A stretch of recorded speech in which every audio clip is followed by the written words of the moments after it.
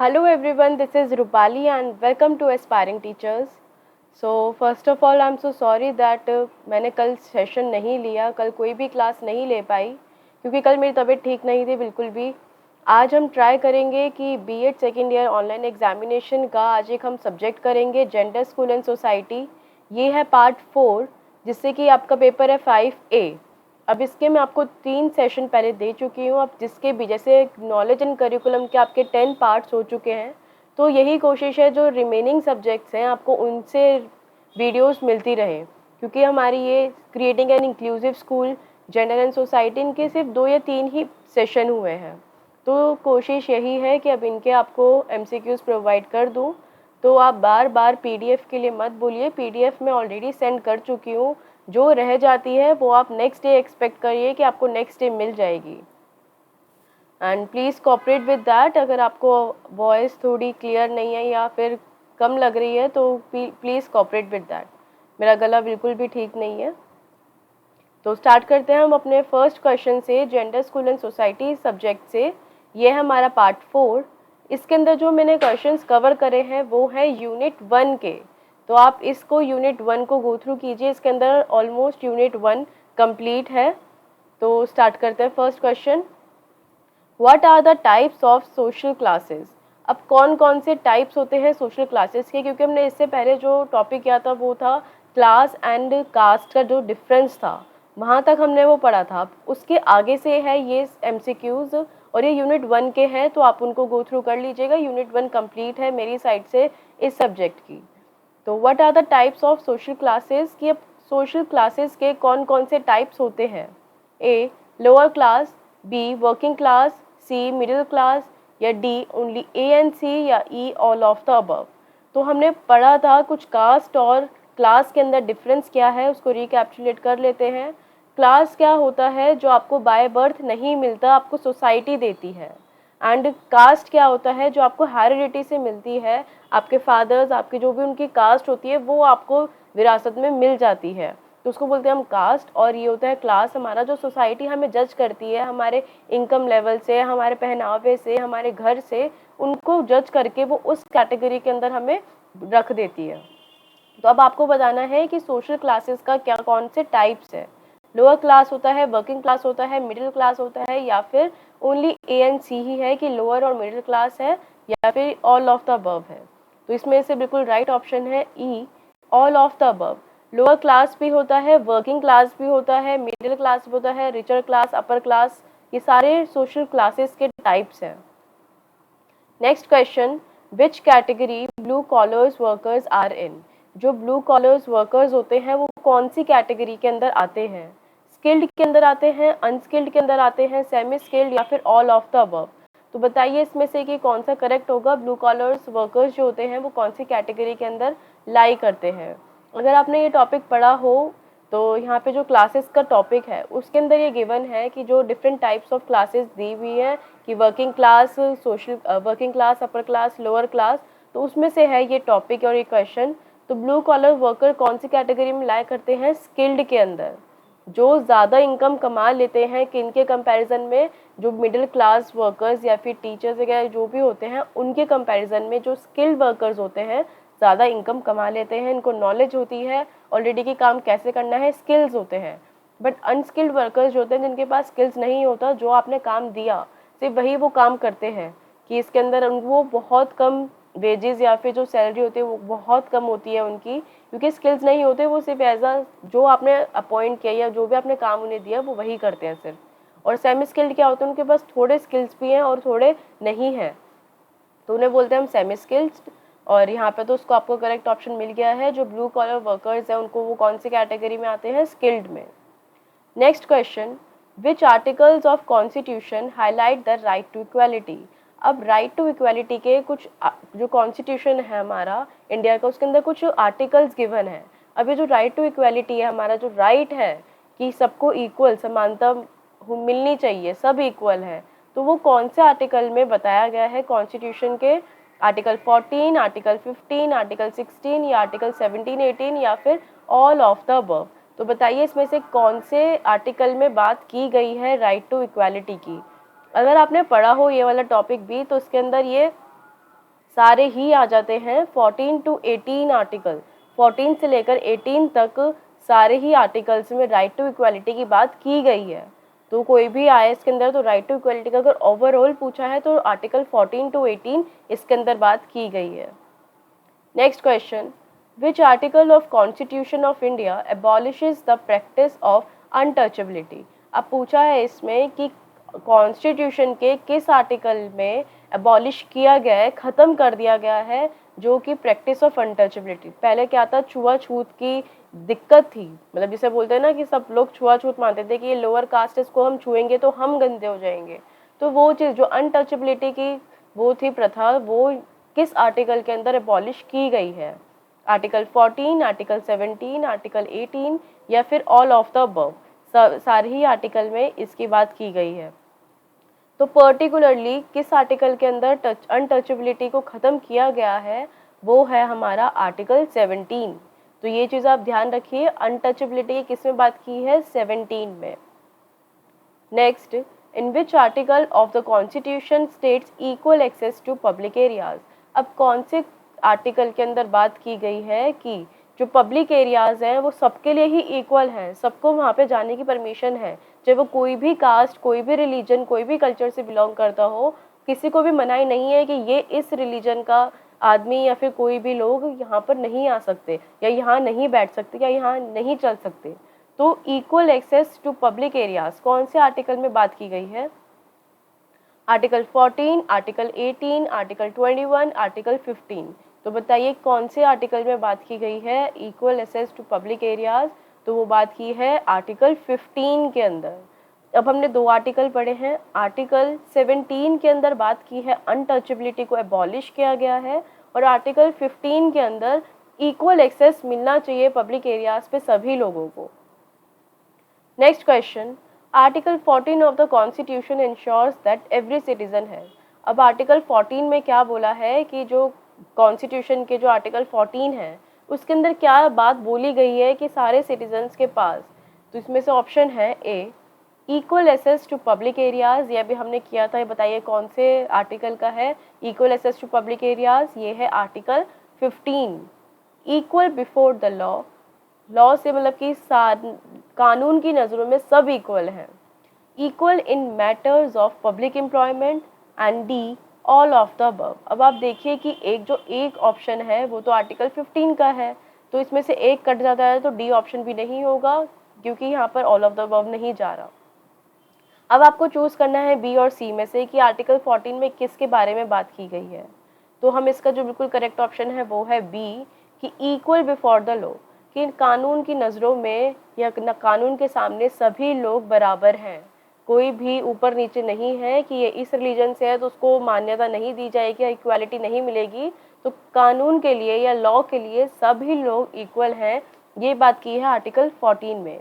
अब इसको एक बार रिवाइज कर ले तो आर्टिकल 14 से लेकर आर्टिकल 18 में राइट टू इक्वालिटी की बात की गई है। आर्टिकल 17 में हमने क्या बात करी थी? मुझे जल्दी से कमेंट्स में बताइए कि आर्टिकल 17, आर्टिकल 15, आर्टिकल 14 में क्या क्या बोला गया है। आर्टिकल 15 में क्या बोला गया है कि सभी लोगों को इक्वल एक्सेस है पब्लिक एरियाज़ पर, जो कि हमने अभी किया था ये आर्टिकल 15 पर, कि सभी लोगों को लिए इक्वल एक्सेस कर सकते हैं पब्लिक एरियाज़ पर। आर्टिकल 17 में जो बात की गई थी वो की थी एबॉलिशेस द अनटचेबिलिटी, अनटचेबिलिटी को हटाना। और यहाँ पे आर्टिकल 14 में क्या बात की गई है, इक्वल बिफोर द लॉ, कि कानून की नज़रों में या कानून के लिए सभी लोग बराबर हैं। तो ये आर्टिकल्स आपको समझ आ गए होंगे। क्वेश्चन बन सकता है तो मैंने डाल दिया है आर्टिकल से रिलेटेड भी। Next question, what are the following path in order to achieve equity, कि अब इसमें से कौन सी पाथ को मतलब हम देखें या समानता प्राप्त करने के लिए निम्नलिखित पथ क्या है, कि in order to achieve equity को अचीव करने के लिए हम कौन सी पाथ को फॉलो करें। A, providing universal public service for fair treatment, कि हम उन्हें क्या प्रोवाइड करें, यूनिवर्सल पब्लिक सर्विसेज, सभी को क्या प्रोवाइड करें हम, पब्लिक सर्विसेज, जिससे कि फेयर ट्रीटमेंट हो। ये नहीं कोई पार्शियल ट्रीटमेंट हो रहा है कि हम उस रीजन को ज़्यादा महत्व दे रहे हैं दूसरे को नहीं दे रहे हैं, ऐसा नहीं होना चाहिए। B, targeted action for disadvantage group, अब हमारा टारगेट किस पे होना चाहिए, जो डिसएडवांटेज ग्रुप है, जिनको सारी नेसेसिटीज़ उनकी पूरी नहीं हो पा रही हैं, तो उनको टारगेट रखना चाहिए कि इनका पहले हमें पूरी रिकवरी करनी है। सी सोशल प्रोटेक्शन या फिर D all of the above. तो इसमें से जो बिल्कुल करेक्ट ऑप्शन जाएगा, तीनों ही एक ही चीज़ के बारे में बात कर रहे हैं, तो all of the above are the correct option. Next question, what barriers challenges to promote equity. अब कौन से बैरियर्स, मतलब कि किन बैरियर्स को वो चैलेंज करता है जिससे कि वो प्रमोट करे इक्विटी। इसमें ये है कि जो हम प्रमोट कराते हैं इक्विटी को, तो कौन से बैरियर्स फेस करने पड़ते हैं या उसके बीच में, उसके रास्ते में कौन से बैरियर्स देखने को मिलते हैं। पावर, पॉलिटिक्स, कल्चर या ऑल ऑफ द अबव। तो अब आप देखिए कि जब आप इक्विटी या आप इक्वालिटी लाना चाहते हैं कंट्री के अंदर या फिर किसी भी रिलीजन के अंदर इक्वालिटी लाना चाहते हैं, तो आपको कौन से बैरियर्स फेस करने पड़ते हैं कि पावर, ये जो पॉलिटिक्स पावर होती है, कोई हायर अथॉरिटी का होता है, कोई मतलब बहुत जिसकी ज़्यादा पावर है वो बिल्कुल अफेक्ट करता है या वो नहीं चाहता कि ना आए इक्वालिटी वो नहीं चाहता, तो ये भी एक बैरियर बन जाता है। पॉलिटिक्स के अंदर सारे ही राजनीति खेलते हैं कि जो जिन्हें उनमें फ़ायदा मिलता है वो सिर्फ वही काम करते हैं, जिन्हें उन्हें दिख रहा है कि नुकसान हो सकता है, उनको नुकसान उठाना पड़ सकता है, तो वो नहीं करते, तो ये भी पॉलिटिक्स बैरियर बन जाता है। और कल्चर कि सारे ही लोग किसी और कल्चर से चिढ़ते हैं अगर वो नहीं चाहते कि वो इस कल्चर के लोग उभरें या ऊपर आए, तो ये भी एक कल्चर बैरियर बन जाता है। तो सारे ही इसमें करेक्ट हैं, option all of the above is the correct option. Next question, what is meritocracy. अब मेरिटोक्रेसी क्या होता है ये आपको बताना है। ए, पोजीशन इन सोसाइटी, कि एक सोसाइटी के अंदर पोजीशन होना। B, distributed rewards to reflect differences, कि हमें क्या करना, अवार्ड रिवॉर्ड्स को डिस्ट्रीब्यूट करना जिससे कि हम क्या रिफ्लेक्ट कर सके, डिफरेंसेस को। And C, based on fair competition, या ये पूरा ही मेरिटोक्रेसी बेस्ड होता है फेयर कंपटीशन पर, या ऑल ऑफ द अबव। तो अब आप देखिए इसमें ये पूरी ही जो मैंने 3 पॉइंट्स दिए हैं, ये पूरी अगर आप इसको मिक्स करें तो ये डेफिनेशन है मेरिटोक्रेसी की, कि एक ऐसी पोजीशन होती है सोसाइटी के अंदर कि वो अब क्या करते हैं, रिफ्लेक्ट करते हैं डिफरेंसेस, अब उनको रिवॉर्ड्स दिए जाते हैं, उनकी हेल्प की जाती है और बिल्कुल फेयर कंपटीशन होता है इसके अंदर, तो उसको बोलते हैं हम मेरिटोक्रेसी। तो उसका करेक्ट ऑप्शन है ऑल ऑफ द अबव। इसमें क्यों लिया है, क्योंकि यहाँ पर एक सोसाइटी के अंदर हर एक क्लास होती है, अब उस क्लास की हर एक पोजीशन होती है कि ये इस क्लास से बिलोंग करता है, ये इस क्लास से। अब जो बिल्कुल जो इनडिफरेंस होता है कि एक मिडिल क्लास है और एक ये लोअर क्लास है, तो इन दोनों के जो बीच का डिफरेंस है उसको मिटाने के लिए जो गवर्नमेंट है या लोग होते हैं, एनजीओज होती हैं, वो रिवॉर्ड्स डिस्ट्रीब्यूट करती हैं उनको, जिससे कि वो भी थोड़ा उस लेवल पे आ जाए और बिल्कुल फेयर कंपटीशन होता है। Next question, dash refers to the culture traits that are shared by category of people such as language, religion और नेशनल ओरिजिन। तो इसमें पूछा गया है कि कौन सा टर्म है जो रेफर करता है कल्चरल ट्रेट्स को, जो कि शेयर करा जाता है एक जो लोगों का जो कैटेगरी होती है, जैसे लैंग्वेज, रिलीजन, नेशनल ओरिजिन, तो उसको क्या बोलते हैं। A, ethnicity, b, equality, c, equity and D, all of the above. जहाँ पर अब आप बात कीजिए कि इक्वालिटी तो समानता हो गई है, अब यहाँ पे कल्चरल ट्रेट्स के बारे में बात की गई है, यहाँ पर सांस्कृतिक लक्षणों की, कि कोई आप ड्रेस होता है, हम एथनिक ड्रेस पहनते हैं अपने रीजन के अकॉर्डिंग, अपने कल्चर के अकॉर्डिंग, फेस्टिवल के अकॉर्डिंग, तो वही होता है कल्चर ट्रेट्स। तो उसको हम क्या बोलते हैं, एथनिसिटी।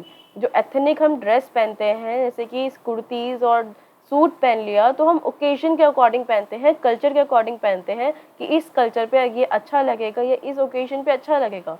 तो वही होता है जहाँ पर कल्चर ट्रेट्स को महत्व किया जाए और सारे जो कैटेगरी ऑफ पीपल हैं उनके साथ शेयर किए जाए अपनी लैंग्वेज, रिलीजन, नेशनल ओरिजिन, तो उसे बोलेंगे हम ethnicity. Next question, which act says you must not be discriminated against because of your disability. यहाँ पे पूछा गया है कि कौन से एक्ट में बोला गया है कि अगर आप कोई भी डिसेबल बच्चा है या डिसेबिलिटी है तो उसके साथ कोई भी डिस्क्रिमिनेशन नहीं किया जाएगा, उसको भी इक्वल ट्रीटमेंट दिया जाएगा। A, right to equality, b, equality act 2010, c, both, या फिर d, none of the above. इसमें से कौन से एक्ट के अंदर बोला गया है कि हर एक किसी भी लोगों को या किसी भी पर्सन को डिस्क्रिमिनेट नहीं किया जाएगा उसके डिसेबल होने के कारण। तो ये बोला गया है इक्वालिटी एक्ट 2010 के अंदर। तो सभी लोग इक्वल हैं, कोई भी, क्योंकि पहले प्रोविजन थे कि स्पेशल चिल्ड्रन के लिए, या उनको बोला जाता स्पेशल चिल्ड्रन विद डिसेबिलिटी, ये बोला जाता था। तो पर अब वो भी ख़त्म कर दिया है। अब उसकी जगह क्या रीनेम कर दिया है, एक्सेप्शनल चिल्ड्रन। नेक्स्ट, ब्रह्मा समाज मूवमेंट वॉज स्टार्टेड बाय। जो ब्रह्मा समाज मूवमेंट थी वो किनके द्वारा स्टार्ट की गई थी? तो स्वामी दयानंद, बी राजा राम मोहन रॉय, सी रामकृष्णा, डी प्रभात रंजन सरकार। तो बताइए कि इनमें से किनके द्वारा ब्रह्मा समाज मूवमेंट स्टार्ट किया गया था? ऐसे भी क्वेश्चन बन सकते हैं ये। तो आप बताइए कि ये तो बहुत इजी है क्वेश्चन। आपने अगर 8th SST के अंदर पढ़ा होगा तो ये सारे ही मूवमेंट के बारे में बात की गई है उसके अंदर। तो ब्रह्मा समाज मूवमेंट किसने स्टार्ट किया था? राजा राम मोहन रॉय के द्वारा स्टार्ट किया गया था ये movement. Next, Raja Ram Mohan Roy struggle for. अब उन्होंने आपको पता चल गया कि राजा राम मोहन रॉय ने कौन सा आंदोलन स्टार्ट किया था? ब्रह्म समाज मूवमेंट। अब इसके अंदर पूछा है उन्होंने किस चीज़ के लिए स्ट्रगल किया था, ये संघर्ष किया था? Improve position of a women, कि वुमेन की जो पोजीशन है सोसाइटी के अंदर उसको इम्प्रूव करना, या फिर जो सती प्रथा है उसको रोकना। सती प्रथा तो आप जानते ही होंगे, तो सती प्रथा को रोकना, या फिर remove social and religious superstition, social inequality and illiteracy, या फिर सोसाइटी के अंदर से जो सोशल एंड रिलीजियस सुपरस्टिशन थे, कि पहले जो मतलब पहले के विचार, रूढ़िवादी जो भी उनके दिमाग में विचार बने हुए थे उनको रिमूव करना, सोशल इनइक्वालिटी को रिमूव करना और इलिटरेसी को रिमूव करना, या फिर D all of the above. तो जो राजा राम मोहन रॉय थे उन्होंने किस चीज़ के लिए स्ट्रगल की थी?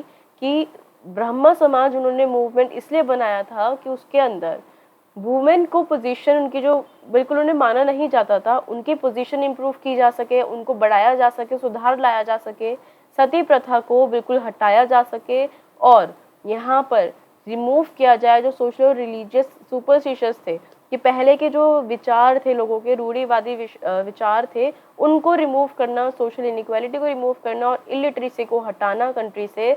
तो ये ब्रह्मा समाज मूवमेंट में बात की गई है और राजा राम मोहन रॉय ने इन्हीं चीज़ों के लिए संघर्ष किया था।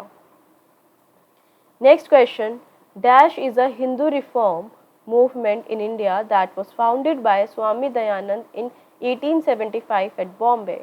अब इसमें पूछा गया है कि इनमें से कौन सा हिंदू रिफॉर्म मूवमेंट है जो किसने फाउंड किया था या प्रपाउंड किया था? स्वामी दयानंद ने। एंड किसके अंदर, कौन सी ईयर के अंदर? 1875 के अंदर, बॉम्बे के अंदर। तो इनमें से कौन सा हिंदू रिफॉर्म मूवमेंट है?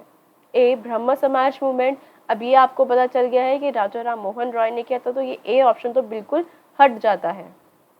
B Arya Samaj, c Chipko movement and d widow remarriage movement. तो जल्दी से बताइए कि इसमें से कौन सा मूवमेंट स्वामी दयानंद जी के द्वारा किया गया था, स्टार्ट या फाउंड किया गया था?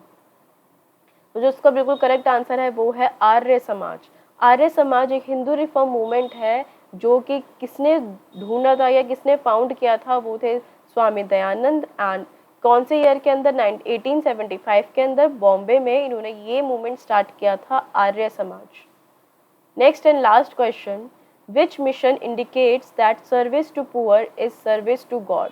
अब ये मिशन, ये जो मिशन है कि service to poor is service to God, ये किसकी लाइन थी या किसका जो मिशन था उसके अंदर इस बात को कहा गया है कि गरीबों की सेवा भगवान की सेवा है? ए रामकृष्ण मूवमेंट या mission, B tribal movement, C Dalit movement and D all of the above. तो इसमें कौन से मिशन के बारे में या कौन से मिशन में इंडिकेट किया गया है कि गरीबों की सेवा भगवान की सेवा के बराबर है? तो जो इसका करेक्ट आंसर है वो है हमारा रामकृष्ण मिशन। रामकृष्ण मिशन के अंदर यही चीज़ के बारे में बोला गया है, जितनी आप गरीबों की सेवा कर सकते हो उतना ही भगवान की सेवा के बराबर है। जैसे कि आपने भगवान की सेवा कर ली, तो अगर आप गरीबों की सेवा करोगे तो वो भी बिल्कुल इक्वल है। तो रामकृष्ण मिशन के अंदर ये बात की गई है। आई होप आपको ये 15 क्वेश्चंस क्लियर हुए होंगे। ये है हमारे जेंडर स्कूल एंड सोसाइटी से यूनिट 1 के क्वेश्चंस। तो अगर आपको आज का सेशन अच्छा लगा है तो आप वीडियो को लाइक, शेयर एंड सब्सक्राइब ज़रूर कीजिए। And keep subscribing, keep supporting aspiring teachers. Thank you so much.